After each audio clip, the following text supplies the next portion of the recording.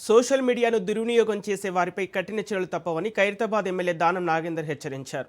ఇటీవల రాష్ట్ర ప్రభుత్వంపై సోషల్ మీడియాలో పనిగట్టుకొని దుష్ప్రచారం చేస్తున్నారని ఆయన విమర్శించారు.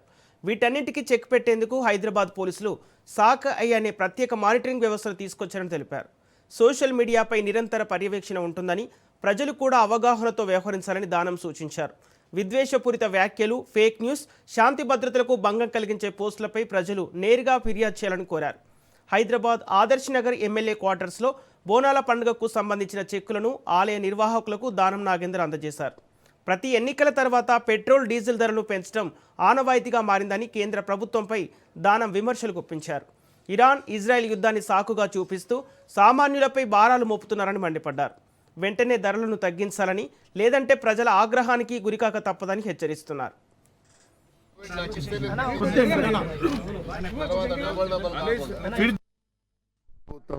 ప్రతి ఎన్నికలైన తర్వాత పెట్రోల్, డీజిల్ ధర పెంచడం అనేది ఒక ఆనవాయితీగా మారిపోయింది కేంద్ర ప్రభుత్వానికి. అధికారం వచ్చిన తర్వాత మళ్ళీ ఎంబడే ఎన్నికల కంటే ముందేమో మా ప్రభుత్వం వస్తే డబుల్ ఇంజన్ సర్కార్ వస్తే డబుల్ ఇంజన్ సర్కార్ లో పేద ప్రజలకు న్యాయం జరుగుతుంది అంటారు. కానీ డబుల్ ఇంజన్ సర్కార్ వల్ల ఎక్కడైతే డబుల్ ఇంజన్ సర్కార్లు ఉన్నాయో ప్రజలు నిరంతరం ఏదో ఒక రకమైనటువంటి కష్టానికి గురవుతున్నారు. మరి మొన్ననే పెట్రోల్, డీజిల్ ధర పెంచడం జరిగింది. కేంద్ర ప్రభుత్వానికి ఎప్పుడే గానీ ఒక సాకుగా అవసరం ఉంటది. ఇప్పుడేమో ఇరాన్ తర్వాత ఇజ్రాయెల్, యుఎస్ వారిని అడ్వాంటేజ్ గా తీసుకొని మరి ధరలు పెంచితే, ఎందుకంటే హార్మూజ్ నుంచి మనకు రావాల్సినటువంటి డీజిల్, పెట్రోల్ రావడం లేదు అని మరి మొన్ననే 5 దేశాలు ప్రధానమంత్రి గారు తిరిగి వచ్చారు. ఆ సందర్భంలో మనకు ఉన్నటువంటి బైలాటరల్ ఏదైతే అండర్స్టాండింగ్ ఉంటుందో, మనకు టైఅప్ ఉంటుందో దాని ప్రకారంగా మాట్లాడి ఇతర దేశాలకు పోతున్నది పెట్రోల్, డీజిల్. చైనాకు మాత్రం ఎక్కడ కూడా నిరంతరం ఆగకుండా పోతా ఉన్నది.